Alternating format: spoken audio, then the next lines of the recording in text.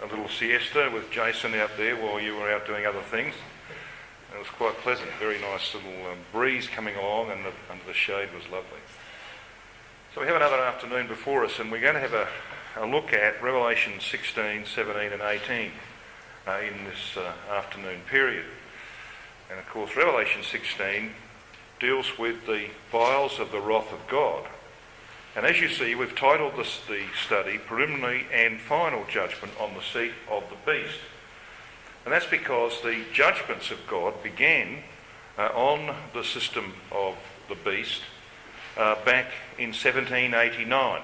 We need to bear that in mind. God has already been at work bringing judgment upon this system. Thus far, he has used men through the work of the angels, men like Napoleon, for example, and we'll talk about him. But for the seventh vial of the wrath of God, he is going to use the saints via Israel, returning under Elijah. So it's very important for us to see that at the outset, because we know that the structure of the apocalypse looks like this, where we have this telescopic unfolding, the continuous historical interpretation of the apocalypse. And we now, of course, sit up here at the end of the sixth vial. The very last event of the sixth vial is the gathering of the nations into a place called in the Hebrew tongue Armageddon.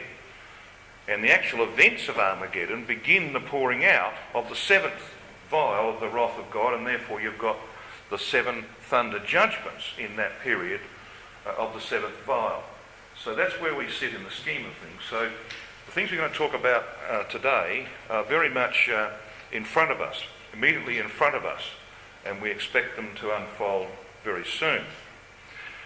Now, we were talking a little earlier today about the rise of Constantine. Or was that yesterday? I forget now. And of course, that was the very first great earthquake. The things that were accomplished by the rise of Constantine was the first great earthquake of the apocalypse. And there are three great earthquakes in the apocalypse. The other two, of course, are the French Revolution and the beginning of the vials of the wrath of God. In Revelation 11 verse 13 we read about that great earthquake. And the pouring out of the seventh vial in Revelation chapter 16 verses 17 and 18, that's the third great earthquake. Now we're not talking about literal earthquakes here, are we? We're talking about political earthquakes. This was a great political earthquake, as we saw earlier in our studies. This was a huge earthquake, and of course the one that's coming very soon will be another great earthquake that will see the end of Nimrod's system in the earth. So we're going to have a look at these two great earthquakes in our sessions this afternoon. So here's a summary of Revelation 15 and 16, and you need to see these two chapters together. Because if you look at Revelation 15, it says in verse 1, "But I saw another sign in heaven, great and marvellous, 7 angels having the 7 last plagues, for in them is filled up the wrath of God." And of course those vials of the wrath of God are then poured out in chapter 16. And you'll notice it says, if you have a look at verse 5 of Revelation 15, "And after that I looked, and behold, the temple," the idea there is the nave, that is the most holy place of the temple of the testimony, was open. And 7 angels came out of the temple, having the 7 plagues, clothed in pure and white linen, and having their breasts girded with golden girdles. Can someone suggest to me who it might be talking about when it talks about these 7 angels coming out clothed in pure and white linen? Well, it's the language that's used of the saints, isn't it? In Revelation chapter 19 and verse 8. And then we're told later on in Revelation 19 that these who are wearing robes of pure and white linen ride upon horses in the wake of the one who rides upon a white horse, the Lord Jesus Christ. Now you might say, but hang on, the saints were not involved in the work of the first 6 vials. Well, no, they weren't. The angels were, but you see, the angels were actually representing us. obviously couldn't be there. But the angels were doing that work from the times of the French Revolution, 1789, right down to now. And they will retire, so to speak, and hand over their tasks to the saints for the seventh vial.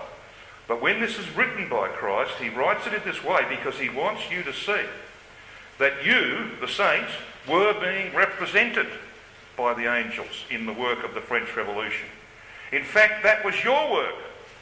If you're going to be in the work of the seventh vial, you were actually, in a sense, there at the first vial of the wrath of God. You just didn't realise it, that's all. But those angels were there to represent you. That's why that language is written in that way. And you go on to read verse 7, and here's your proof. Verse 7, and one of the four beasts gave unto the seven angels 7 golden vials full of the wrath of God. So who are the 4 living creatures? Well, that's the cherubim of Revelation chapter 4, isn't it? That's the saints in their military role in the establishment of the kingdom. So the very way this is structured is designed for us to see that we are privileged to be involved in this. We're going to be involved literally in the 7th vial, but there is a very real sense in which we were involved in those works that were done from the time of the French Revolution by the angels who represented the saints in that work. It goes on to talk then about the temple, the nave being filled with smoke from the glory of God, etc. And no one was able to enter till the 7 plagues of the 7 angels were fulfilled. So these 2 chapters have to be seen together. Chapter 15 is the introduction to chapter 16. And so when you look at this section of Scripture, this is the way you would summarise it. And we can see, of course, in the green here, the vials as they're poured out progressively, right down to the 7th. And we're sitting here in the scheme of things. This is where we're sitting, just before the pouring out of the 7th vial of the wrath of God. So Revelation 16, verse 1, introduces us to this first vial. And I heard a great voice out of heaven saying to the 7 angels, go your ways, pour out the vials of the wrath of God upon the earth. And the first went and poured out his vial upon the earth, and there fell a noisome and grievous sore upon the men which had the mark of the beast, and upon them which worshipped his image. And I think we're all aware that this is the beginning of the French Revolution, and we're going to talk briefly about that. Now, this is the study that I had to trim down a little bit, because at the end of this study we're going to be talking about 2060. And I've taken out of it that which is going to be repeated anyway this evening in the video. In the video we're going to be looking at the vials of the wrath of God and some of the works of Napoleon, etc. And you'll also see a section there on the 6th vial and the work of Cyrus the Great of old, which also is typical of the work of Christ and the saints. And I'll say a few things about that briefly later on. But I'll need to do that because we want to make the bridge between what I've taken out and what you're going to see this evening. So here they are, the vials of the wrath of God poured out. 1789 is the first vial. Then we've got the 2nd vial, which has to do with the activity of the British on the sea. Now you might think, well, hang on. Some would say, well, what's the British got to do with this? Well, the British played a very, very important part because they locked Napoleon in Europe. He had ideas of invading Britain in 1805. British Navy, of course, under Admiral Nelson, defeated the Spanish and French fleets, which were much larger than his fleet. He defeated them, and so Napoleon had to abandon his invasion of Britain, just like Hitler later on had to abandon his invasion of Britain because the Luftwaffe weren't able to defeat the British Air Force. So history repeated itself. And he was forced to go east, and when he went east, he fought he thought anyway, his greatest battle, the Battle of Austerlitz, and you'll see a bit about that tonight. And God locked him by the British, keeping him confined in Europe. He locked him where he wanted him. And Napoleon was always trying to get somewhere else. I mean, he went to Egypt in 1798. God didn't want him in Egypt. What are you doing over there, you idiot? And so it was a failure. It was a military success, but a failure in terms of strategy. And he was forced to flee from Egypt. He tries to invade Britain because God says, no, don't do that. He ends up marrying the daughter of the Emperor of Austria, who was a Catholic. And of course, that was the last straw for God. And that's why in 1812, when he invaded Russia, God didn't want him to attack Russia. It was a disaster. He took 600,000 men to Russia and only 100,000 returned. All the rest either perished in the cold or in the battles or were chewed up by the Cossacks. They didn't get home. In fact, Napoleon lost 3 million men dead in the course of his brief career.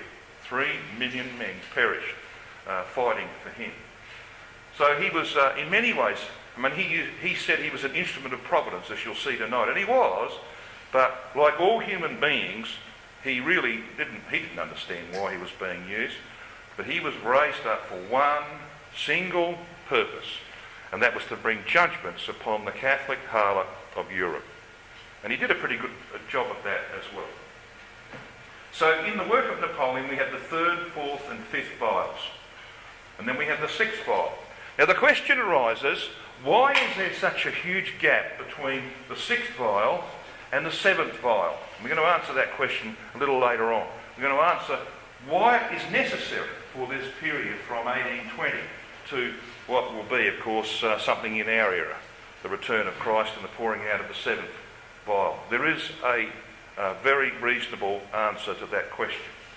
And then, of course, comes the 7 thunder judgments, that last great earthquake. So there's the vial set out in a chart form. Now what we're going to find, this is a very brief consideration, we'd normally spend 5 or 6 sessions dealing with the vials of the wrath of God at least. What we are going to find, though, in our brief consideration is that prophecy is the mould into which history is poured. In other words, when the prophecy is given, that's what's going to happen. Whatever God prophesies, that's what happens. He makes sure it happens. And of course, obviously, he has foreknowledge, but prophecy is the mould into which history is poured, and so you can see an exactitude in the way that these things that Christ spoke through John way back in AD 96 were fulfilled. And there is a real exactitude in it. So let's just have a look at the empire of Charlemagne. The Holy Roman Empire passed through many phases from its beginning in 800 AD to its demise in 1806 when Francis II, Emperor of the HRE, abdicated after the Battle of Austerlitz. At the time of the French Revolution in 1789, France was allied to the Holy Roman Emperor, but was an independent monarchy. Its king married the daughter of the emperor, which is maybe a reason why Napoleon himself ended up marrying, eventually, Maria, the daughter of Francis I, as he became after he ceased to be the emperor of the HRE. But there's the territory of the HRE, and France was here over on the western side. It was effectively part of it, but an independent country. But you see, this is the area that's described as the earth. The Holy Roman Empire was, of course, the beast of the earth. This is that area, the earth. And what about this man Napoleon? You know, I haven't said anything about the French Revolution much, have I? You have to wait to the movie tonight to see a little bit about that. But it was a very important event, obviously, but that will be in the thing tonight. Napoleon is the one I want to focus on. How did he come to power? After the Reign of Terror had ended in 1794, Napoleon tried to stay above the turmoil of French politics.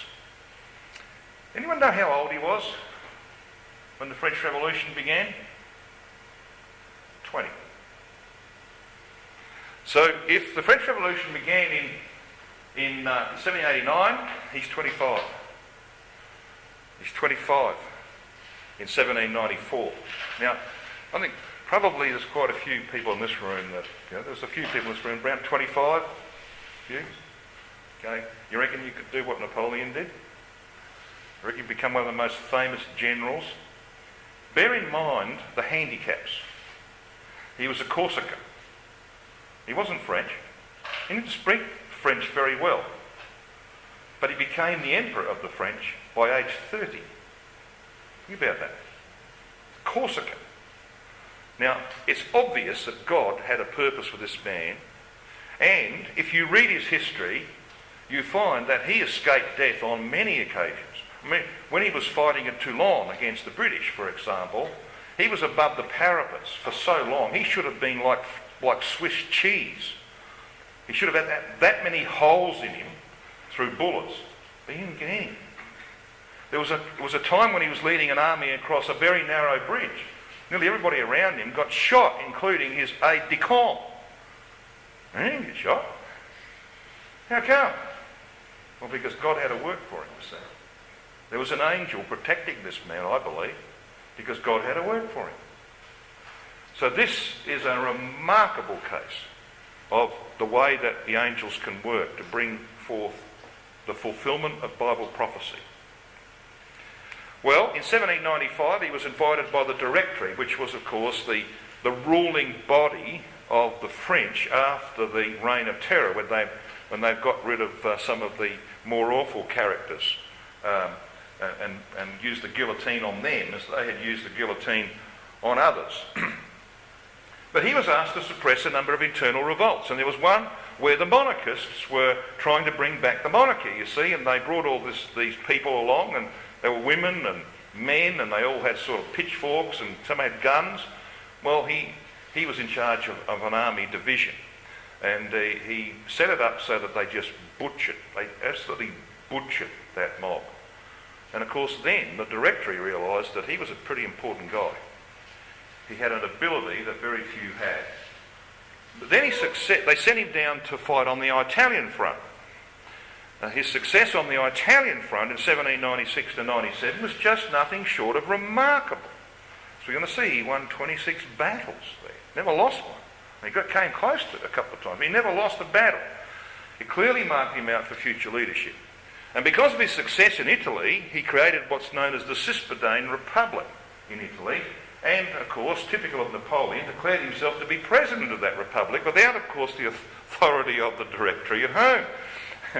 So he was showing that he was prepared to put himself forward for leadership. In 1799, he formed an alliance with some leading politicians and overthrew the Directory. Now, there were three of them. The other two were older men who, of course, he very quickly elbowed out of the way. And so he became, in the end, the ruler of France at age 30. By 1804, 2nd of December actually, 1804, he was crowned emperor. In fact, he was made emperor in May 1804, but he was crowned emperor in December 1804. He was now 35 years of age and basically the ruler of Europe. Incredible, absolutely incredible rise to power. Became the first consul, as I said, and ruled that Directory at age 30. So what about his brilliant early career? In March 1796, at age 26, he became the general of the army of Italy. He fought 7 campaigns against the Austrian power in Italy between 1796 and 1800. He won 26 battles in 1796 and 1797 alone. Now, when he arrived down in the south of France to take over control of that army, he turned up and his first question was to the cavalry, "Where are your horses?" And they said, "We've eaten them." There was no food for the army. There was no clothing for the army. There were no weapons much for the army. And they sent him down there to fight the Austrians in Italy. He had a lot of work to do to restore that army to some kind of respectability. And, of course, he set about that work. So why? Why would God raise up a man like this? Well, we're told. We're told in Revelation 16 and at verse 6. "For they have shed the blood of saints and prophets, and thou hast given them blood to drink, for they are worthy. So the judgments of God avenging the persecution of the remnant and the faithful begin with the French Revolution." That's when it begins. So never think that these people get away with it. They didn't get away with it. Haven't been allowed to get away with it. God has been bringing judgments upon that system since the French Revolution. And why did he do that? Well, because of all that they did. They slaughtered a whole range of people. Now, I think you might have seen some pictures come up there. Did you see those pictures? You've got the treatment of people here, rather brutal treatment. You've got people being beheaded for the witness of Jesus. And, of course, you've got the slaughter of the Waldenses in the Piedmont.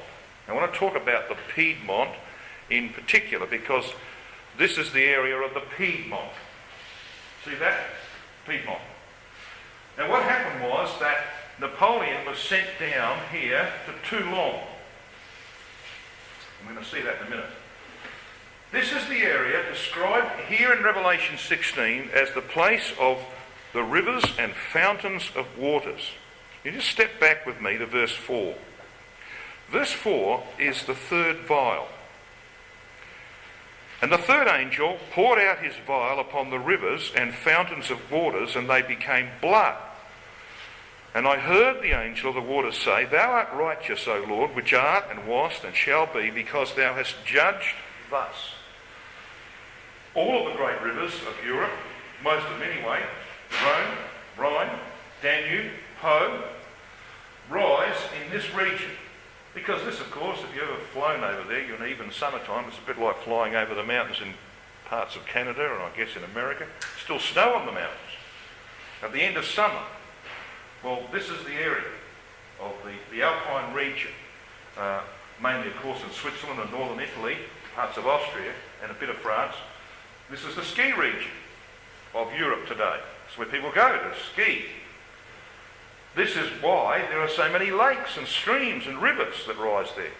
Very rich area in terms of where you can actually live, very rich. And so the Waldenses, who were a sect or a group of people who stood apart from the Catholic system, they were brutalised. Now we don't know whether or not these people had the truth or part of them had. We don't know that.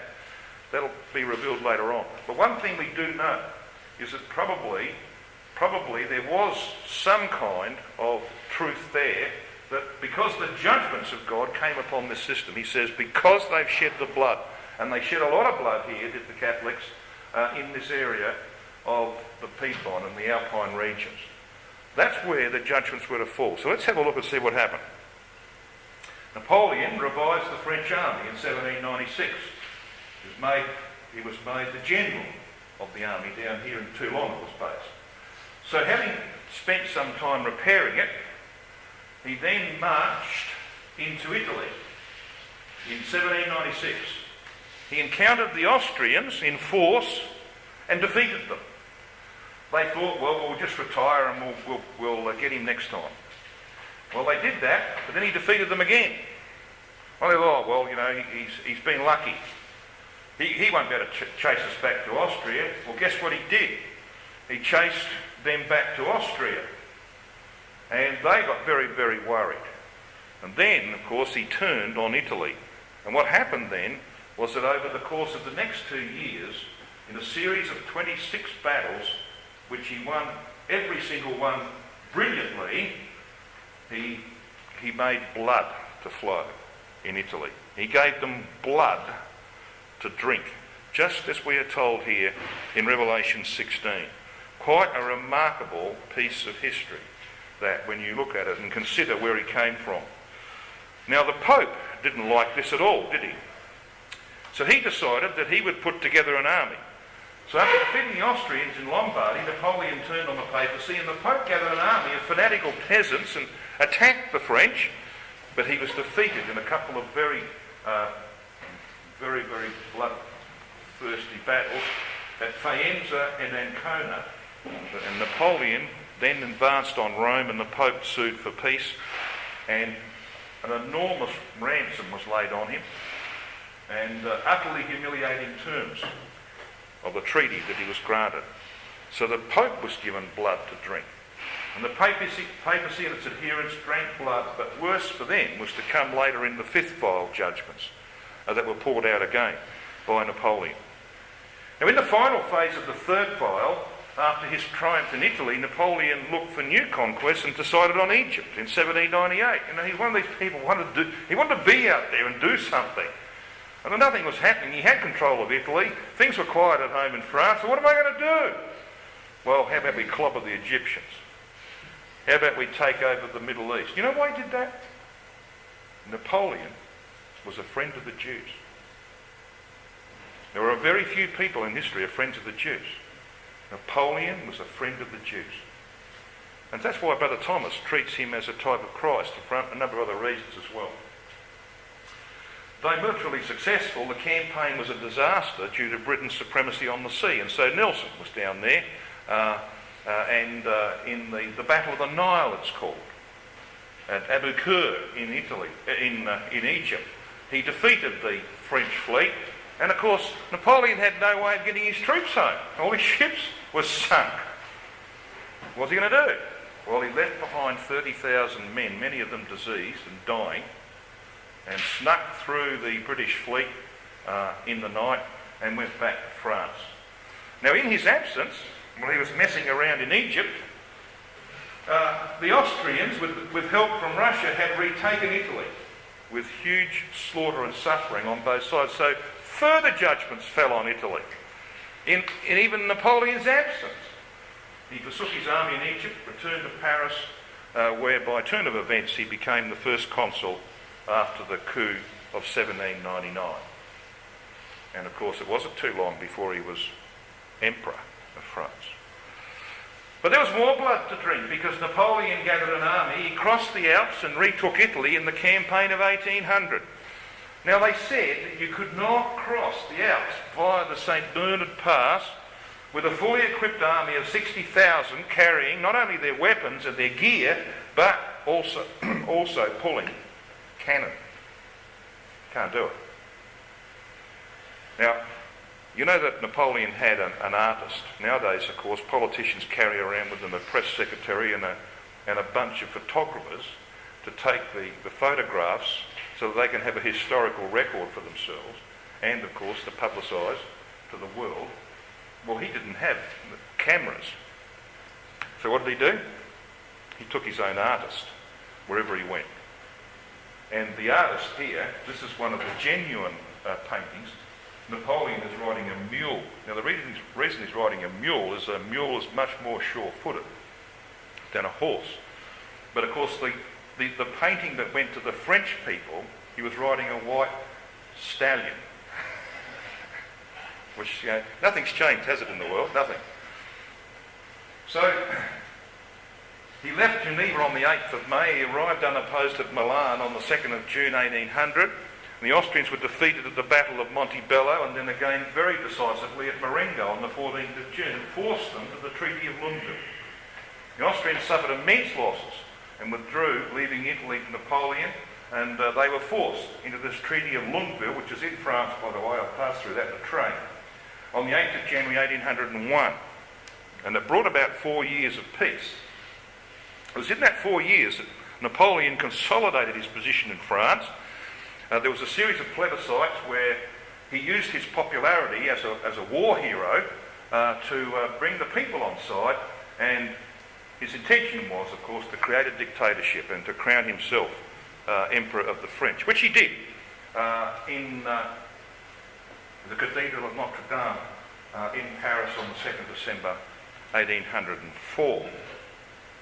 True and righteous judgments had already been poured out upon that Catholic harlot system. The French Revolution had dealt with Catholicism in France. Napoleon's work had dealt with Catholicism in Italy. Now he's going to spread that a little bit further. He was an unwitting instrument of judgment on the Holy Roman Empire and the Catholic Church. While he fought against them, he enjoyed great success because God was with him. When he turned to fight Britain, Egypt and Russia, he suffered defeat. His campaigns brought untold suffering to Italy, Austria and Prussia. That was a very fitting vengeance for the blood of God's servants and all the anti-papal witnesses who had been persecuted mercilessly by that system in previous centuries. Then came the fourth vial. Now the fourth vial we read of here in Revelation 16 in verse 8. And the fourth angel poured out his vial upon the sun, and power was given unto him to scorch men with fire. And men were scorched with great heat, and blasphemed the name of God which hath power over these plagues, and they repented not to give him glory. Now that's a very interesting prophecy, because that's all about what happened, basically what happened in the Battle of Austerlitz. Now you're going to see a bit about the Battle of Austerlitz tonight in the movie. And you'll see how gruesome it was, and the fact that men were scorched with fire. In fact, Alexander, the young emperor of Russia who was there at that Battle of Austerlitz, wrote later, he said, well, this was the first time I'd seen fire. He didn't read the Bible, probably, not to that extent. The first time I'd seen fire, he just lost 80,000 men. 40,000 of them drowned in a lake when they broke through the ice and they're trying to escape from Napoleon's forces. So there was a lot of heartache. Men were truly scorched with fire.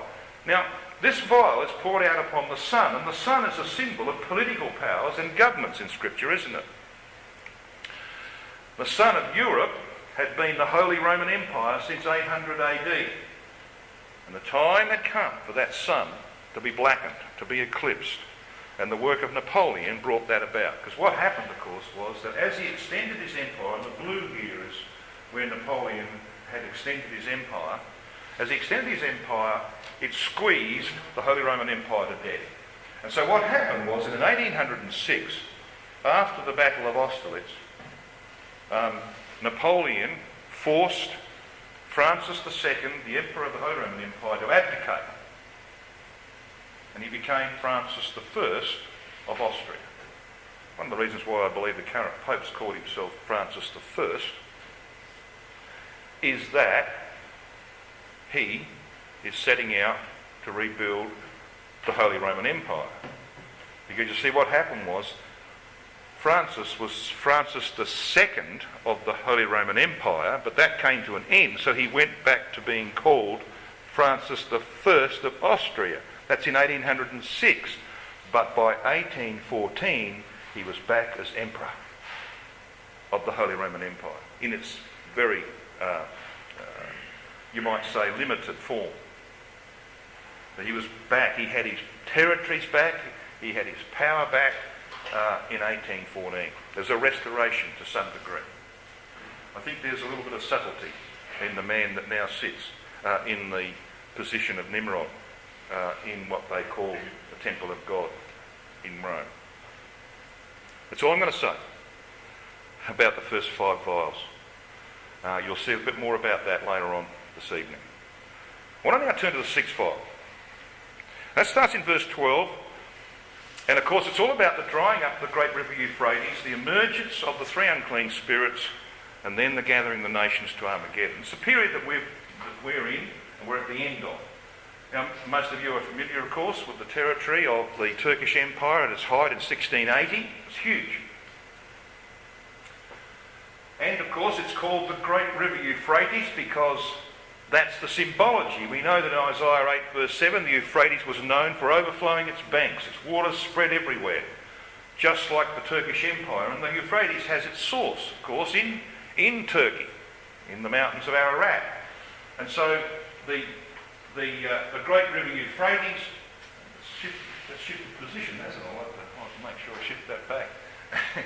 The Great River Euphrates is the symbol for the Turkish Empire.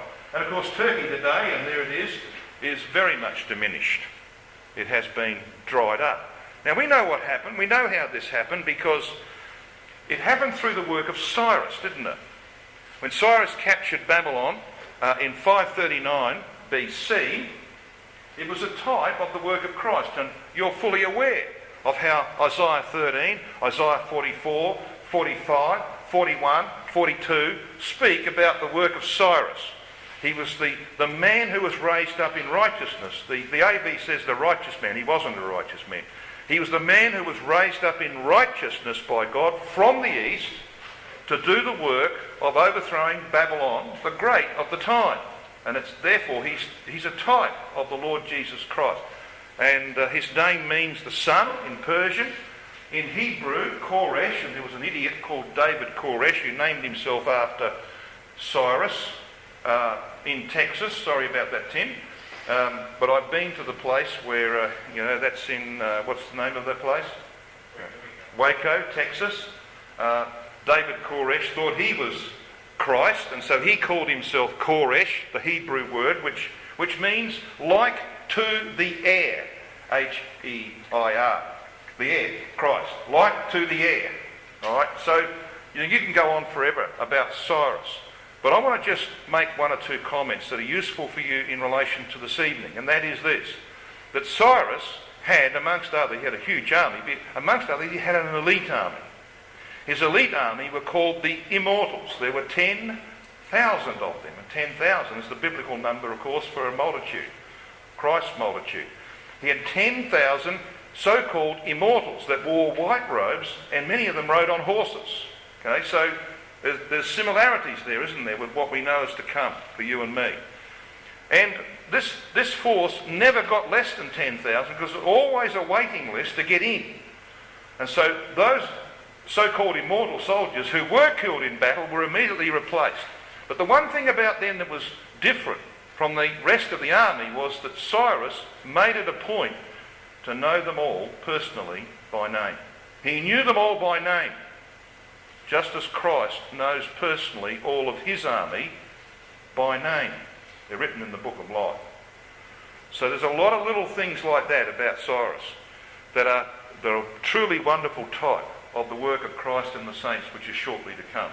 And we know that when he dried up the Euphrates, which of course is what this is all about, the drying up of the Turkish Empire, when Cyrus dried up the Euphrates, it created a way into Babylon.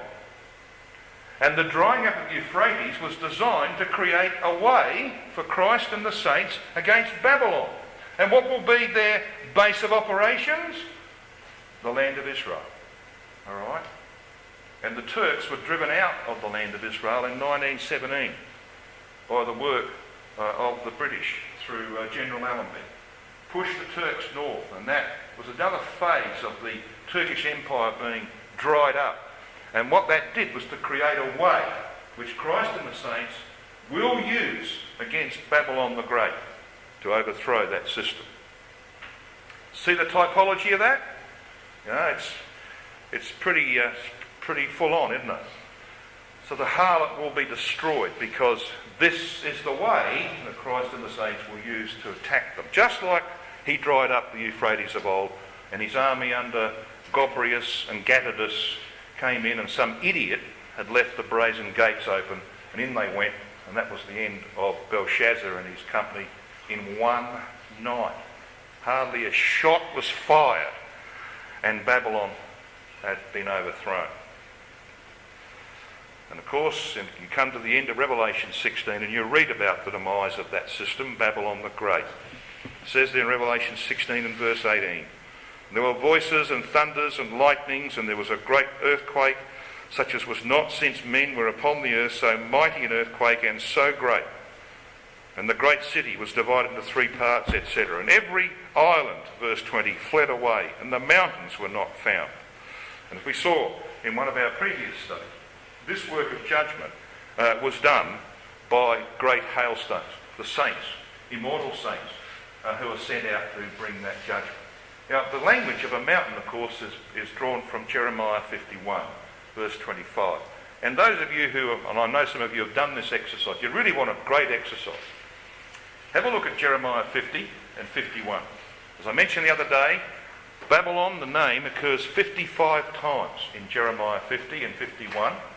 And there are an unbelievable number of allusions and quotations made in the Apocalypse from Jeremiah 50 and 51. It is the roots of the apocalyptic section from Revelation 14 on. It's the roots of it.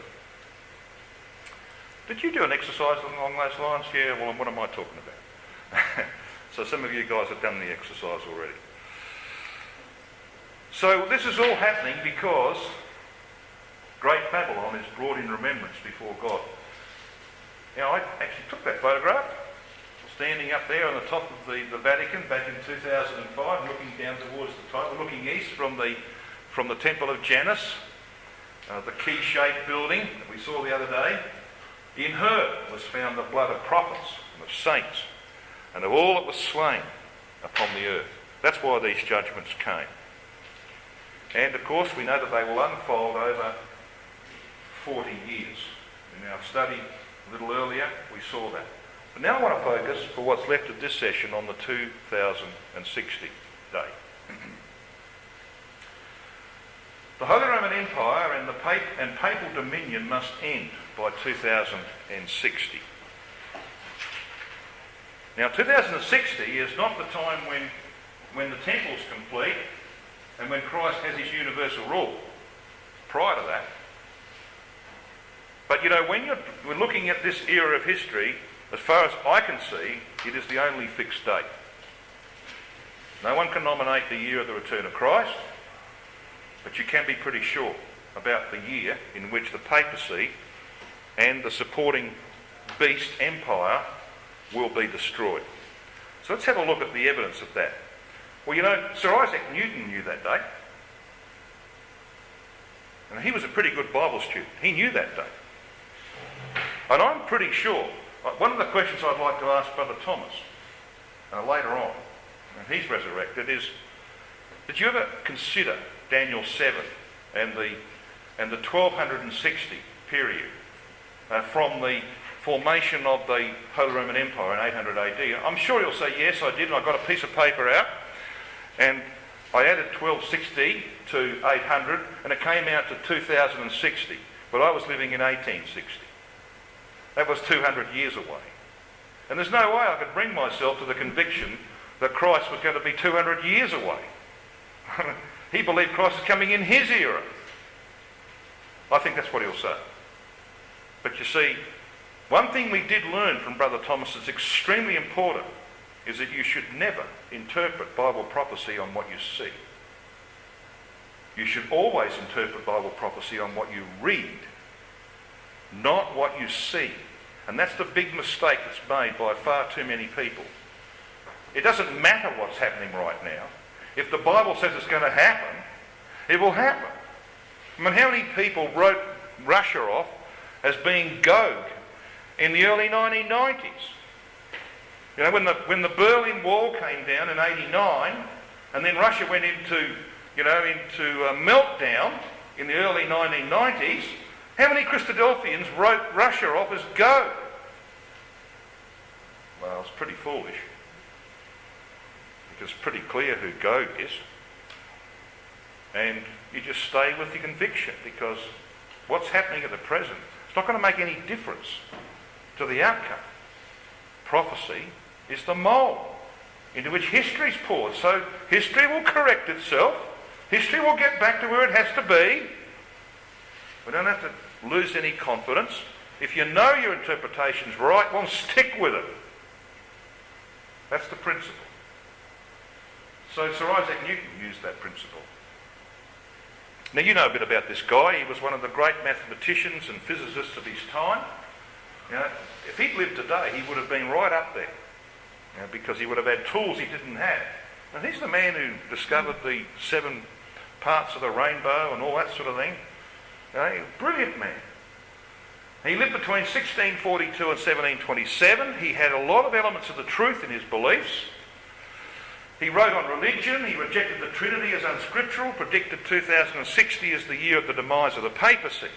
And in actual fact, most of you will know Stephen Snowball, lives over in Halifax, Nova Scotia.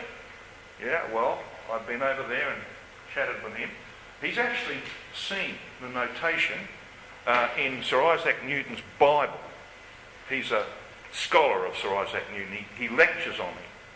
He's seen the notation in his Bible in Daniel 7, which says something along the lines of, Pope destroyed 2060. And of course he had to keep that page of the Bible closed when he was in company, because it wasn't a very popular conclusion to come to in his time. He would have lost his job and his position. But his private papers were kept secret for fear of the church, but they were kept. and they've been opened up. This man was a very good Bible student, and he understood 2060. So I want you to come to Daniel chapter 7. So how's your focus going? You're right for this? You're up for it? Okay, Daniel chapter 7.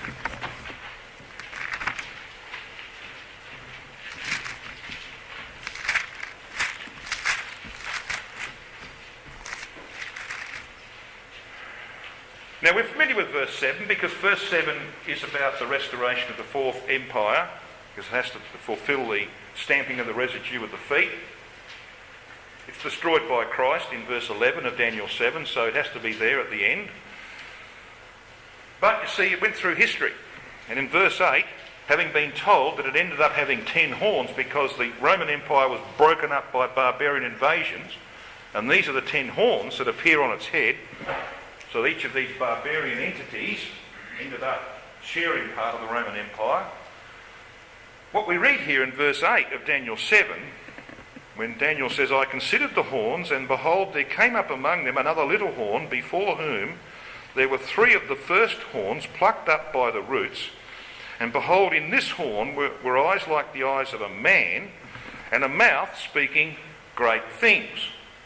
And what's that about? Well, it's about the rise of the Holy Roman Empire. Now this is the western horn. When you come to the little horn of chapter 8, it's the eastern horn. This is the western horn. Chapter 7 of Daniel is about the Western Empire. Chapter 8 of Daniel is about the Eastern Empire. You should never confuse them. So, what happened in history was this. The papacy, which in our previous session or two we considered, got support from Justinian and then Phocas. Remember that? In 608, 610 we had the Phocian decrees. Well, sometime later in that century, the wheels fell off because the Eastern emperors decided that they didn't want to continue worshipping idols. And so they got rid of their idols out of their churches over in Constantinople, and they wrote to the Pope and said, we've got rid of our idols, we'd like you to get rid of yours. And he said, go jump in the lake. And they said, well, you can row your own canoe then. We're not supporting you anymore. We're not giving you any military support. You're on your own. Well, the Lombards in Italy, there were 3 Lombard kingdoms to the north of Italy. They said, you beauty. We're going to make this man's life very unbearable. They started to make his life unbearable. And in the end, he was forced to call upon Pepin, King of France, to get some support against the Lombards. So this is how it happened. They fell out with the East over idols in the 7th century. Troubled by the Lombards, he called on Pepin, King of France. Pepin, by the way, was the father of Charlemagne. Pepin came down in the several campaigns beginning in 754 AD and finished in 758 AD. He defeated those Lombard kingdoms, and he gave those 3 states, those barbarian states, to the Pope, who immediately created a triple tiara crown. And the triple tiara crown, which is still worn by the popes today, represents the delivery, it's on his head, notice, the delivery of the 3 horns that are plucked up. And those 3 horns are replaced by 1 horn. That crown looks a little bit like a fat horn, doesn't it? So the 3 horns are replaced by 1 fat horn, which has eyes like the eyes of a man. And of course the papacy is called the Holy See, S-E-E.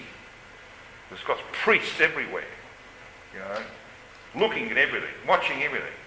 And a mouth that speaks great things. Of course, the mouth has reference to the papal encyclicals, which beyond 1870 were said to be infallible.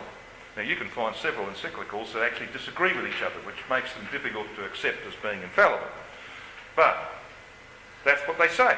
A mouth speaking great things, which changes times and seasons. So we're in the Gregorian calendar. Yeah, change times and seasons. So that's this system.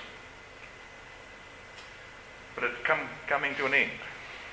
Now I want you to come to verse 25.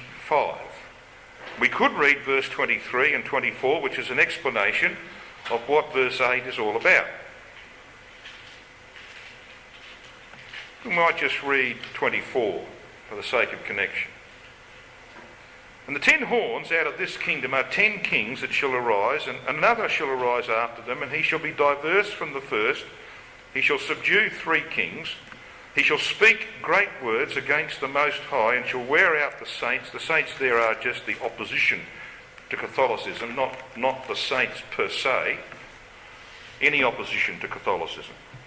He shall wear out the saints of the Most High, and think to change times and laws. So this is the mouth at work. And they shall be given into his hand until a time and times and a dividing of time. But, and this is the important part, but the judgment shall sit, and they shall take away his dominion to consume it and to destroy it unto the end. And that dominion is given to the saints of the Most High, or the people of the saints, as they're called in verse 27. And the people of the saints are a separate unit within the so-called saints. The people of the saints here are the immortal saints. All right? They're the ones who take possession of the kingdom. So it's coming to an end. When? In a time, times, and a dividing of time. Now, we don't need to go through all the details again, so let's just put them up quickly. We know that this time, that's one period of 360, plus times, that's 2 by 360, and a dividing, that's half of 360, adds up to 1260. You've got 360 plus 720 plus 180 adds up to 1260 days. And on the day for a year principle, we're looking at 1260 years. In Revelation 11 verse 2, we read about 42 months, 1260 days or years. The decree of focus granting the papacy temporal or political power, we considered a little earlier. AD 608 to 610, you add your 1260, you come to the time when Garibaldi pushed the Pope out and he lost his temporal power in 1870. Revelation 11 verse 3, you've got 1260 days from AD 312, the triumph of Constantine with the assistance of the apostate church. Add your 1260, comes down to 1572 when effective witnessing against the system came to an end. 529 to 533, you've got the Justinian decrees giving the Bishop of Rome headship of the church. Add your 1260, you come down to the French Revolution, which took that power away. Alright? There has never been a time when the papacy has acquired any power at all that hasn't terminated in 1260 years. And it won't fail for the last time. So there is a fixed date, brethren. I will stand here and make that statement. There is a fixed date. It's 2060. So how do we then work out where we sit and what's going to happen? How do we work that out? And this is where I want you to be very careful, and I'm making these statements very deliberately because this will get around. It's already out there. This will get around, and I don't want the mistake made of people accusing me of certain things. I want to be very, very clear about what we're saying. How long do we have? Well, I don't know. I do not know. But I know it won't be very long. It cannot be very long. We're, as you said yesterday, Robbie, 46 years away from 2060. Now we know, we think we can be absolutely confident that there'll be a 50-year period, based on Ezekiel, a 50-year period from the resurrection of the dead to the time when Christ walks his bride around the house. And that's what happened in Ezekiel, wasn't it? I think most of you are aware of this. You use Ezekiel 1 and Ezekiel 40, and you can work out that there's a 50-year period from the time that Christ returns to decide destinies, which was in that case the 18th year of Josiah, to the time when Ezekiel is walked around the house, and Ezekiel is a representative man. He's not there to represent himself. He represents the saints. He's walked around the house by the builder of the house, Christ. This is the time when Christ takes his bride through the eastern gate and the glory returns to the house, and he shows them the house and then reveals them in the house. Is it going to be exactly 50 years after he's come to raise the dead? Now we know that Armageddon occurs 10 years after he comes to raise the dead. You can work that out. So what about this? The papacy will be destroyed along with its supporting HRE empire will have been revived in 2060. The only fixed date here. So what are we got to do? Well, we have to shuffle this 50 years, don't we? We have to shuffle it along. It's palpably obvious that because we're in 2014, if you add 50 years to 2014, what have you got? 2064. True? So if Christ comes this year and raises the dead, he'll walk his bride around the house in 2064. Okay? Got that? I want you to come to Revelation 19.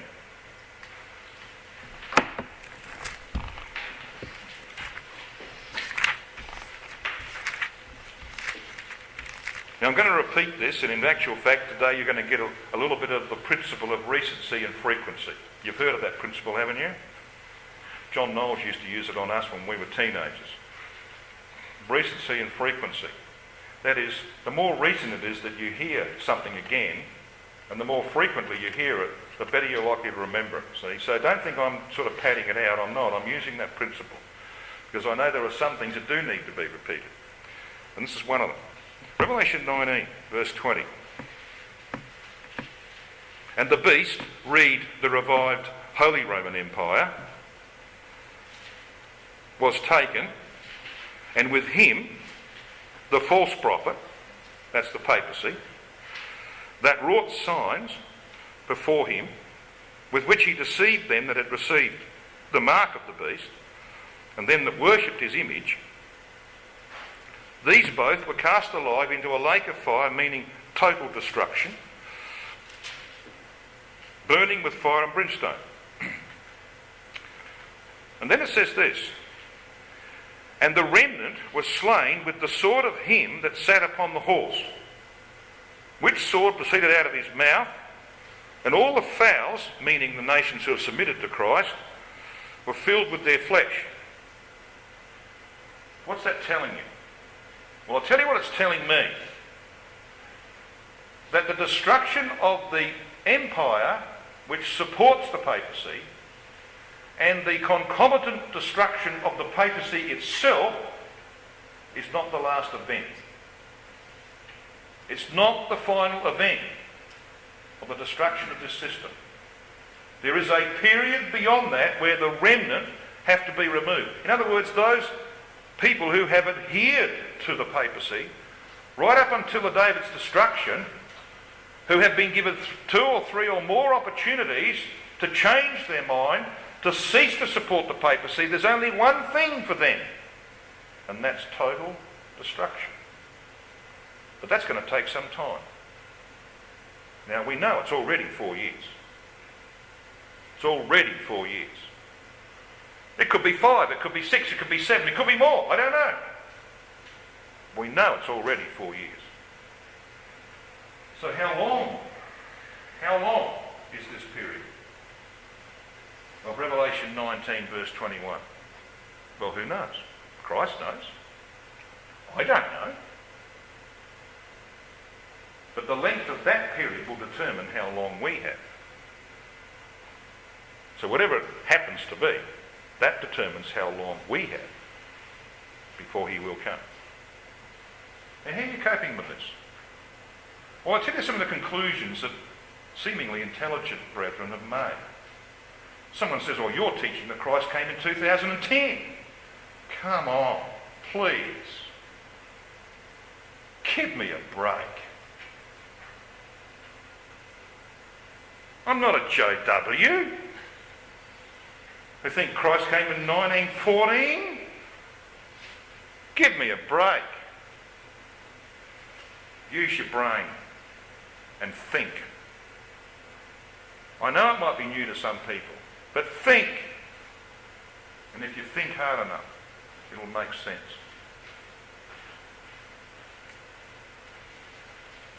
If Christ comes in 2014, and he might, who knows, he might,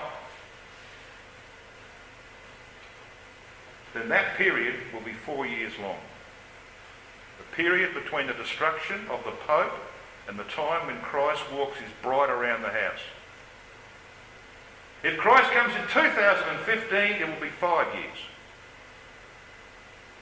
If Christ comes in 2016, it'll be 6 years.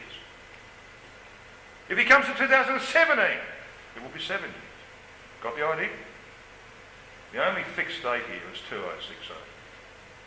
I am not talking about a year, the return of Christ. But I am talking about how close we are. You work it out for yourself. Anybody here thinks the signs don't indicate that Christ is about to come? Of course you do. You know that he's about to come. We don't know the day or the hour, and we would be fools to nominate a year. But we do know that he is at hand. And I'll give you one reason, and there are 1,000 of them. I'll give you one reason why he is near. You know what? I mentioned it the other day. Christ made it palpably obvious that we will be taken from times of general prosperity in our world. Is anyone here confident that those times of prosperity are going to last too much longer? America is bankrupt. Europe's bankrupt. Most countries on the earth are in serious trouble, aren't they? And it won't be very long, and it will go over the edge. There will be a massive depression that will make the last one in the 1930s look like a Sunday school picnic by comparison, and we'll be the judgment seat. We have to be taken from times of prosperity, not times of poverty. And the world knows that those times are about to disappear. So we ought to know. So we don't know when he will come, and we're confident that it won't be long. You just have that one. Let's summarise. The Holy Roman Empire had two important dates at its inception. 758 AD was when Pepin, King of France, conquered 3 barbarian states in Italy and gave them to the Pope, hence this triple tiara crown. Now, the thing about this is that 800 AD was the time when Pope Leo III crowned Charlemagne, Emperor of the Holy Roman Empire, in the Vatican. Christmas Day, actually it was. It's a very fitting day because that, of course, is a very important day for Nimrod and Tammuz. So, the thing that you've got to recognise about this is that when the power is acquired, it always terminates, you get the opposite within 1260. Now think about that. This is where the papacy was humiliated because he had to accept that another king could save him. He's humiliated. I believe if you add 1260 to that day, which comes to 2018, that you'll get the reverse. 2018 will be the time when the Pope will get back huge political clout in Europe. Now, that's only, 4 years away? That'll come on the back of the Great Depression, I believe. And then you've got 2060, which is pretty obvious. So, brethren, keep your head down. It can't be too long.